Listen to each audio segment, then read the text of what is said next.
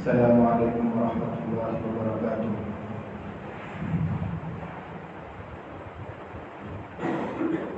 الحمد للہ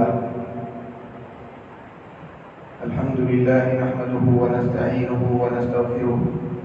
ونؤمن به ونتوکل علیہ ونعوذ باللہ من شرور انفسنا ومن سیئات اعمالنا من يهده الله فلا مضل له ومن يضلله فلا هادي له ونشهد أن لا إله إلا الله وحده لا شريك له ونشهد أن سيدنا ونبينا ومولانا محمدا عبده ورسوله أما بعد فأعوذ بالله من الشيطان الرجيم بسم الله الرحمن الرحيم وما أرسلناك إلا رحمة للعالمين صدق اللہ العظیم۔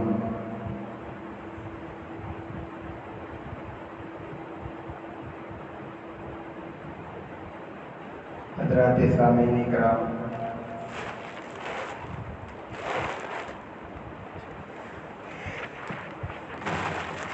گزشتہ جمعہ یہ بات ہمارے سامنے آئی تھی، نبی رحمت صلی اللہ علیہ وسلم کو نبوت ملنے کے بعد سب سے پہلے آپ کو جو دعوت کا حکم دیا گیا وہ خاموشی کے ساتھ، آہستگی کے ساتھ، تدبیر اختیار کرتے ہوئے دین کی دعوت دینے کا حکم دیا گیا تھا۔ اللہ کے نبی صلی اللہ علیہ وسلم اس زمانے میں لوگوں کو دین کی طرف بلاتے رہے۔ سب سے پہلے حضرت خدیجہ رضی اللہ تعالیٰ عنہ، اس کے بعد حضرت ابوبکر رضی اللہ تعالیٰ عنہ، حضرت علی رضی اللہ تعالیٰ عنہ، حضرت زید بن حارثہ رضی اللہ تعالیٰ عنہ، اور پھر دیگر صحابہ کرام رضوان اللہ تعالیٰ علیہم اجمعین اسلام کے دائرے میں داخل ہوئے۔ حضرت ابوبکر رضی اللہ تعالیٰ عنہ کی دعوت پر کئی لوگ دین کے اندر داخل ہوئے،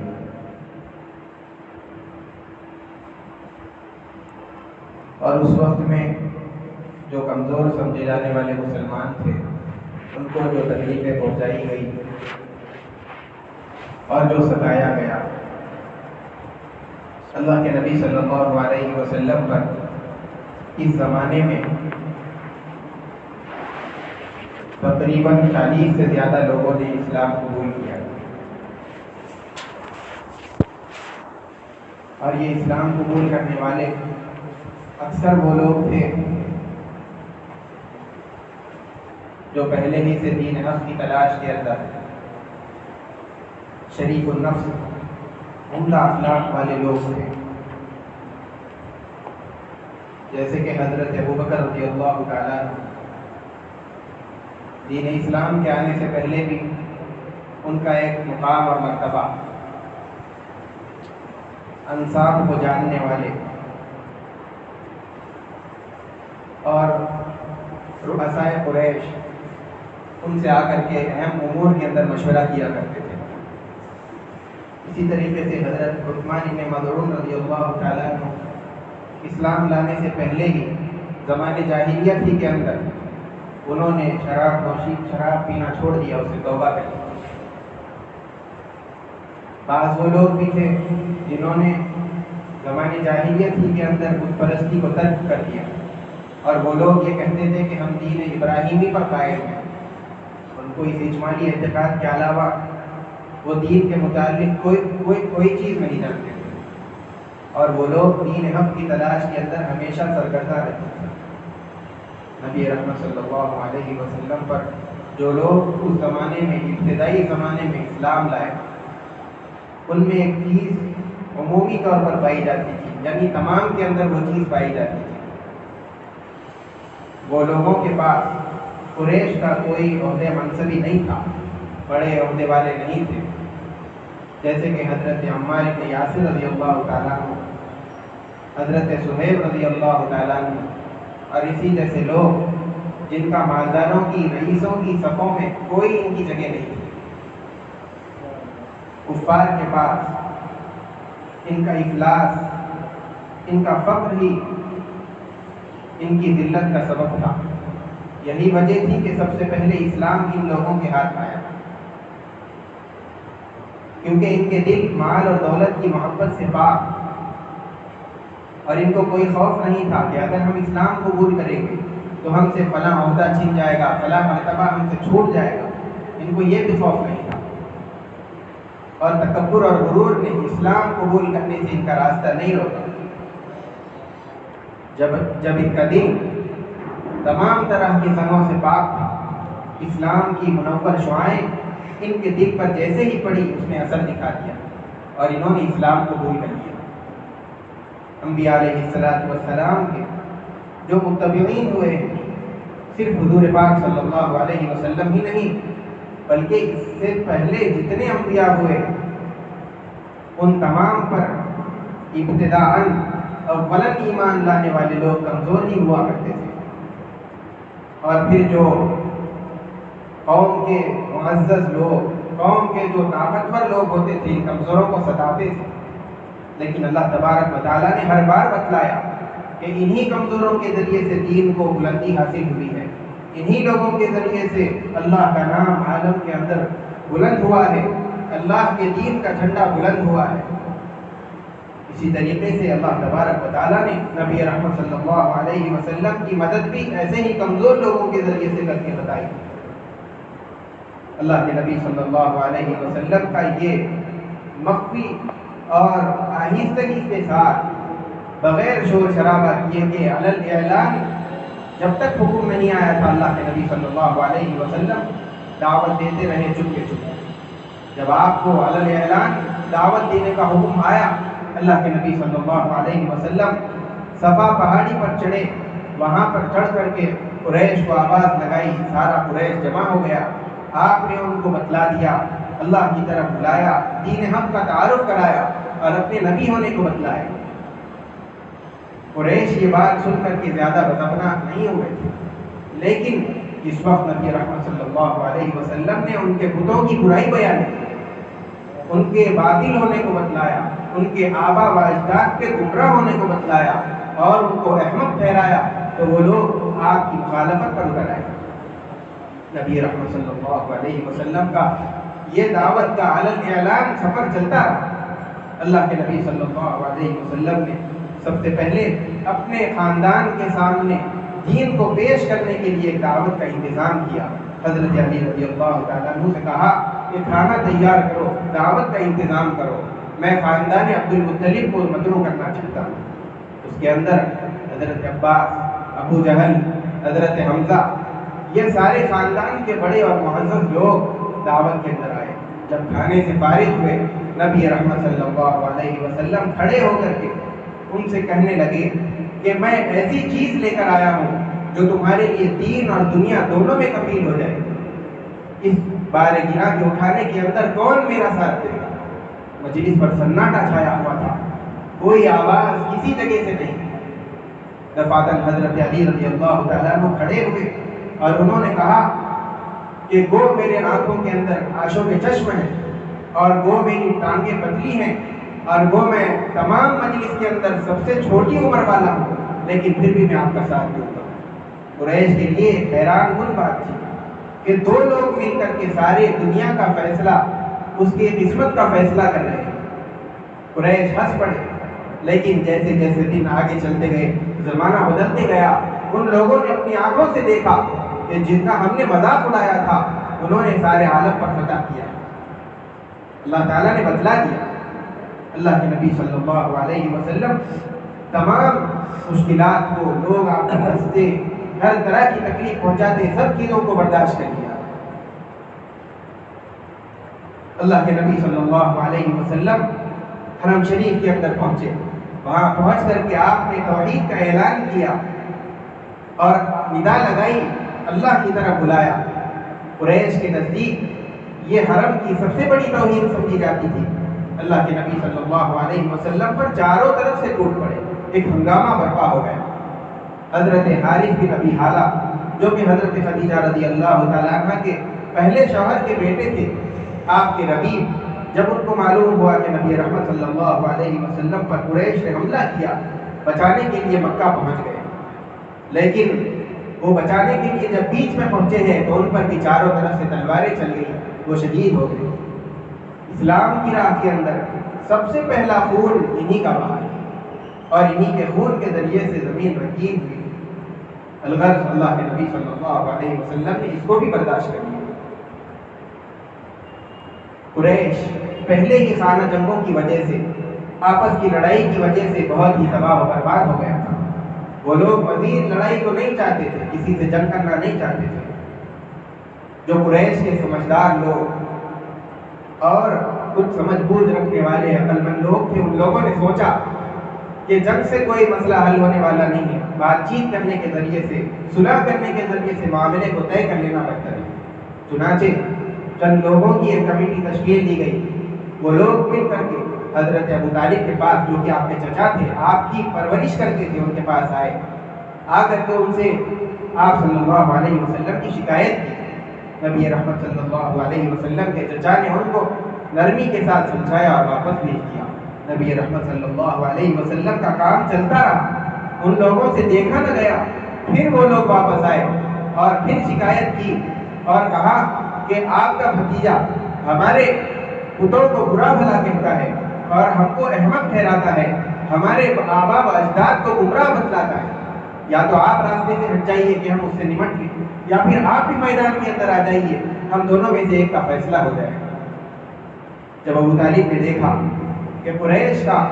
تحمل اور برداشت کا پلہ اب زیادہ ہو گیا ہے، اب اس سے زیادہ برداشت نہیں کر سکتے، اور میں اکیلا ان کا مقابلہ سارے قریش کا نہیں کر سکتا، نبی رحمت صلی اللہ علیہ وسلم کو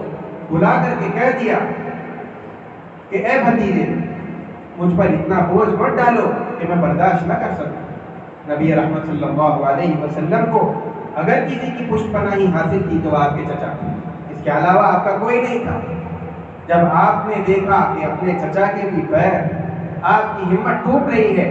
آپ کے پیر کے اندر لرزش آ گئی ہے، نبی رحمت صلی اللہ علیہ وسلم یہ دیکھ کر کے آپ کی آنکھوں میں آنسو آ گئے۔ نبی رحمت صلی اللہ علیہ وسلم نے کہا کہ اگر یہ قریش میرے ایک ہاتھ کے اندر چاند اور دوسرے ہاتھ کے اندر سورج بھی لا کر رکھ دیں گے تب بھی میں اس کام سے باز نہیں آ سکتا۔ جب آپ کے چچا نے یہ بات سنی، آپ کی آواز کا، آپ کے جذبے اور ہمت کا ان پر یہ اثر ہوا، انہوں نے کہا کہ جاؤ، جا کر تمہارا جو کام ہے کرو، تمہارا ایک بال کوئی آدمی بھی بگاڑ نہیں کر سکتا۔ اللہ کے نبی صلی اللہ علیہ وسلم اپنے کام میں مصروف رہے۔ اللہ کے نبی صلی اللہ علیہ وسلم کو قریش قتل تو نہیں کر سکتے تھے، لیکن انہوں نے آپ صلی اللہ علیہ وسلم کو تکلیف پہنچانے کے اندر کوئی کسر نہیں چھوڑا۔ راستے کے اندر کانٹے بچھاتے، آپ پر تھوکتے، کچرا ڈالتے، اسی طریقے سے آپ کو، آپ کے ساتھیوں کو تکلیف پہنچاتے، آپ کے گلے کے اندر چادر ڈال کر کے کھینچ دیا، یا پھر نماز کی حالت کے اندر آپ پر گندگی لا کر کے ڈال دی۔ البتہ جس طریقے سے آپ کو تکلیف پہنچا سکتے تھے انہوں نے کوئی راستہ نہیں چھوڑا۔ اللہ کے نبی صلی اللہ علیہ وسلم اس راستے کے اندر سب چیزوں کو برداشت کرتے جاتے تھے، اس لیے کہ اللہ کے نبی صلی اللہ علیہ وسلم کو معلوم تھا کہ ایک نہ ایک دن اللہ کا یہ دین بلند ہوگا اور اللہ کا بول بالا ہوگا، اور اللہ کے نبی صلی اللہ علیہ وسلم کے لائے ہوئے دین کو قبول کرنے کے لیے قبائل دور دور سے آئیں گے اور دین کے اندر داخل ہوں گے۔ اللہ کے نبی صلی اللہ علیہ وسلم تمام تکلیفوں کو برداشت کرتے رہے۔ اللہ کے نبی صلی اللہ علیہ وسلم کی ان تکالیف کو دیکھ کر کہ آپ اتنی تکلیفیں کیوں برداشت کرتے ہیں، قریش بھی حیران تھے۔ ایک عام انسان ہوتا ہے تو وہ یہ سوچتا ہے کہ آدمی کوئی تکلیف برداشت کر رہا ہے، ہو سکتا ہے کہ مال کی طلب ہوگی، ہو سکتا ہے کسی لڑکی سے شادی کرنا چاہتا ہوگا، یا ہو سکتا ہے کہ اس کو عہدہ چاہیے یا پھر بادشاہی چاہیے۔ ایک عام انسان کا ذہن تو یہی سوچتا ہے۔ قریش نے بھی ایسے ہی سوچا کہ ہو سکتا ہے کہ اللہ کے نبی صلی اللہ علیہ وسلم کوئی چیز کا مطالبہ کرنا چاہتے ہیں جس کی وجہ سے اس طرح کر رہے ہیں۔ ایک آدمی کو، عتبہ بن ربیعہ کو اپنی طرف سے حکم بنا کر کے بھیجا کہ آپ جا کر کے محمد صلی اللہ علیہ وسلم کے سامنے یہ باتیں رکھیے۔ وہ آئے، وہ آ کر کے اللہ کے نبی صلی اللہ علیہ وسلم سے اس نے ساری بات بتائی کہ آپ کیا چاہتے ہیں، کہ آپ کو مالداری چاہیے، ہم مال کے ڈھیر اکٹھا کر دیں، اگر آپ کو عہدہ چاہیے تو ہم مکے کا آپ کو بادشاہ بنانے کے لیے تیار ہیں، اور ہم آپ کے تحت رہ کر کے کام کریں گے، ہمارے لیے منظور، اور اگر آپ کسی لڑکی سے، اچھی لڑکی سے شادی کرنا چاہتے ہیں تو ہم آپ کے سامنے لڑکیوں کو کھڑا کریں گے، آپ جس سے چاہے اس سے ہم آپ کی شادی کریں گے۔ اللہ کے نبی صلی اللہ علیہ وسلم کو جب عتبہ بن ربیعہ نے یہ پیشکش کی، اس کو پورا یقین تھا نبی رحمت صلی اللہ علیہ وسلم ان چیزوں کو قبول کریں، لیکن نبی رحمت صلی اللہ علیہ وسلم نے اس کی بات کا جواب دینے کے بجائے آپ نے چند آیات، قرآن کی آیات اس کے سامنے پڑھی اور اس کو سنائی۔ قل انما انا بشر مثلکم یوحی الی، آپ کہہ دیجیے اے نبی جی، آپ کہہ دیجیے کہ میں تمہاری طرح ایک انسان ہوں، میری جانب اللہ کی طرف سے وحی کی جاتی ہے۔ انما الہکم الہ واحد، یہ تمہارا پروردگار اکیلا تنہا ایک ہے، فاستغفروہ، اسی کی جانب، فاستقیموا الیہ، اسی کی جانب سیدھی راہ چلو، واستغفروہ، اور اسی سے بخشش اور مغفرت طلب کرو۔ اور ایک آیت اللہ کے نبی صلی اللہ علیہ وسلم نے اس کے سامنے پڑھی، قل انکم لتکفرون بالذی خلق الارض فی یومین وتجعلون له اندادا ذلک رب العالمین، اس کا ترجمہ ہے، اے نبی جی آپ کہہ دیجیے کیا تم لوگ اس ذات کا انکار کر رہے ہو جس نے زمین کو 2 دن کے اندر پیدا کیا اور تم اس کے لیے شریک ٹھہراتے ہو، وہ تو سارے عالموں کا پروردگار ہے۔ اللہ کے نبی صلی اللہ علیہ وسلم نے جب یہ آیات عتبہ بن ربیعہ کے سامنے پڑھ کر کے سنائی، اس کی کیفیت بدل گئی، واپس گیا، قریش کے پاس اس حالت میں آیا تھا، جب واپس جاتا ہے تو وہ کیفیت نہیں، دوسری کیفیت، یہ عتبہ وہ نہیں ہے جو آیا تھا۔ اس نے جا کر کے ان لوگوں سے کہا کہ محمد کو اس کے ہاتھ میں چھوڑ دو، اگر سارے عرب پر وہ غالب آ جاتے ہیں تو اس کے اندر ہماری ہی عزت ہے، اور اگر وہ ورنہ تو عرب ان کو فنا کر دیں۔ لیکن قریش نے اس آدمی کی رائے کو ماننے سے انکار کر دیا۔ اسی دوران حضرت حمزہ رضی اللہ تعالیٰ آپ کے چچا آپ سے بے انتہا محبت کرتے تھے، 2-3 سال کی فرق تھا، بس 2-3 سال کے بڑے تھے۔ اللہ کے نبی صلی اللہ علیہ وسلم نے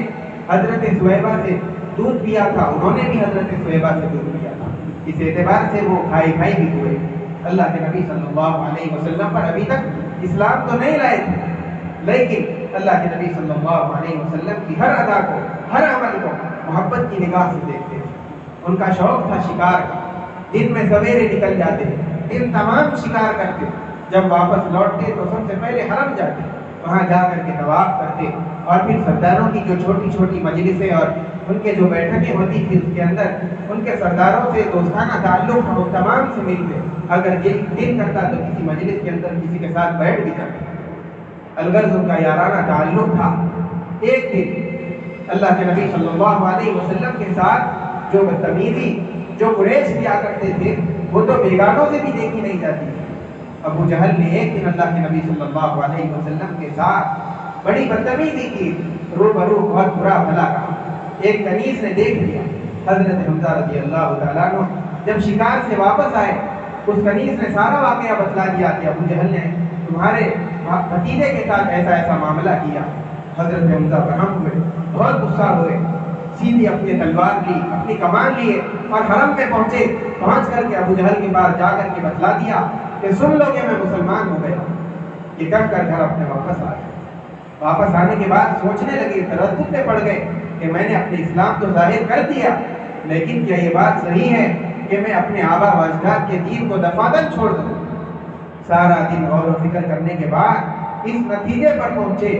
کہ میرے بھتیجے نے جو دین پیش کیا ہے، جو دین لایا ہے، وہی برحق دین ہے، میں اسی پر قائم رہوں گا۔ 2-3 روز کے بعد حضرت عمر رضی اللہ تعالیٰ عنہ بھی اسلام میں داخل ہوئے۔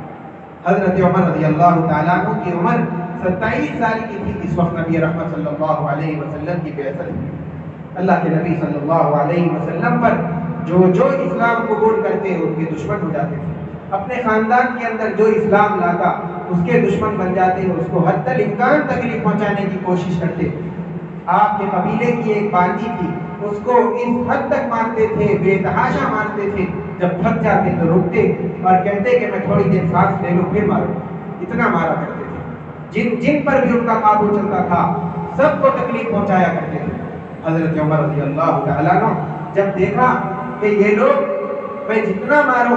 ایمان کے اوپر مضبوطی کے ساتھ قائم ہے، کوئی آدمی اسلام کو چھوڑنے کے لیے تیار نہیں ہے، انہوں نے بلاخر ارادہ کیا مجبور ہو کر کہ نبی رحمت صلی اللہ علیہ وسلم کے پاس جا کر کے انہی کا خاتمہ کر دیتا۔ نبی رحمت صلی اللہ علیہ وسلم کے قتل کے ارادے سے تلوار کو کمر پر لگا کر چلے ہیں، راستے کے اندر ایک صحابی سے ملاقات ہو گئی۔ وہاں جا کر کے انہوں نے پوچھا، حضرت عمر رضی اللہ تعالیٰ عنہ کے تیور دیکھے بدلے ہوئے نظر آتے ہیں، پوچھا کہ کہاں کا ارادہ؟ حضرت عمر رضی اللہ عنہ نے فرمایا کہ میں محمد کو قتل کرنے کے لیے جا رہا ہوں۔ انہوں نے کہا کہ پہلے اپنی گھر کی خبر لے لو، تمہاری بہن تمہارے بہن بھائی دونوں اسلام میں داخل ہو گئے۔ یہ سننا تھا، وہ راستہ چھوڑا، اپنی بہن کے گھر کا راستہ پکڑا، وہاں جا کر کے سنا کہ کچھ آیات کی تلاوت کر رہے ہیں۔ اچانک سے حضرت ان کی جو بہن تھی انہوں نے سن لیا کہ آہٹ حضرت عمر رضی اللہ تعالیٰ عنہ کے آنے کی آہٹ کو سن کر جو صحیفہ اور جو قرآن کی آیات جس پر لکھی تھی اس کو فوراً اندر رکھ دیا، چھپا دیا۔ حضرت عمر رضی اللہ تعالیٰ عنہ اندر گئے، جا کر کے پوچھا کہ کیا پڑھ رہے تھے؟ بہن نے کہا کہ کوئی چیز نہیں پڑھ رہے تھے۔ حضرت عمر رضی اللہ عنہ نے کہا کہ میں سن چکا ہوں تم لوگ کچھ پڑھ رہے تھے۔ اس کے بعد اپنے بہن بھائی کو، اپنی بہن کو مارنا شروع کیا، اپنے بہن بھائی کی داڑھی پکڑی، خوب مارا، یہاں تک کہ لہولہان کر دیا، خون بہنے لگا۔ حضرت عمر رضی اللہ تعالیٰ عنہ کی بہن وہ بھی خطاب کی بیٹی تھی، انہوں نے کہا کہ اے عمر جو چاہتا ہے کر لے،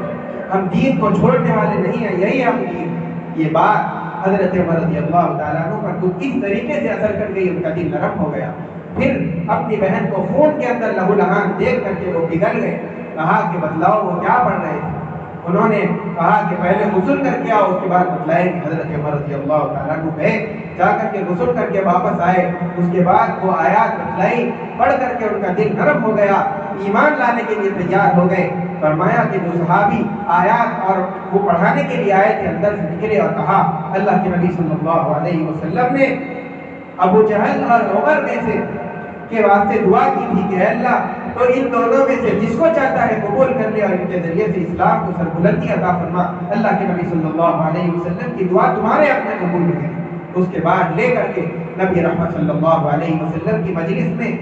حضرت ارقم بن نبی ارقم مخزومی رضی اللہ تعالیٰ عنہ کے مکان پر پہنچے، جہاں پر اللہ کے نبی صلی اللہ علیہ وسلم مسلمانوں کو دین اور اسلام کی تعلیم دیتے تھے، اور کوئی اسلام لانا چاہتا تو وہیں پر لاتا تھا۔ حضرت عمر رضی اللہ تعالیٰ عنہ وہاں پر پہنچے، دستک دی، صحابہ حیران، حضرت عمر آئے ہیں، سب گھبرا گئے۔ حضرت عمر نے دستک دی، دروازہ کھولا گیا، صحابہ اکرام رضوان اللہ تعالیٰ علیہ اجمعین سب کھڑے ہو گئے۔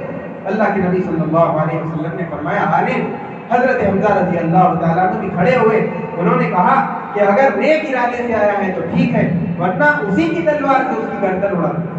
اللہ کے نبی صلی اللہ علیہ وسلم آگے بڑھے، بڑھ کر کے ان کا گریبان پکڑا، پکڑ کر کے زور سے جھٹکا دیا اور کہا اے عمر کیا ارادہ ہے، کس ارادے سے آئے ہو؟ اللہ کے نبی صلی اللہ علیہ وسلم کی یہ آواز سن کر کے ان کے بدن کے اندر لرزہ طاری ہو گیا، کپکپی طاری ہو گئی، اور کہا کہ میں اسلام قبول کرنے کے لیے آیا ہوں۔ اللہ کے نبی صلی اللہ علیہ وسلم نے ان کو کلمہ پڑھایا۔ اللہ کے نبی صلی اللہ علیہ وسلم کی خوشی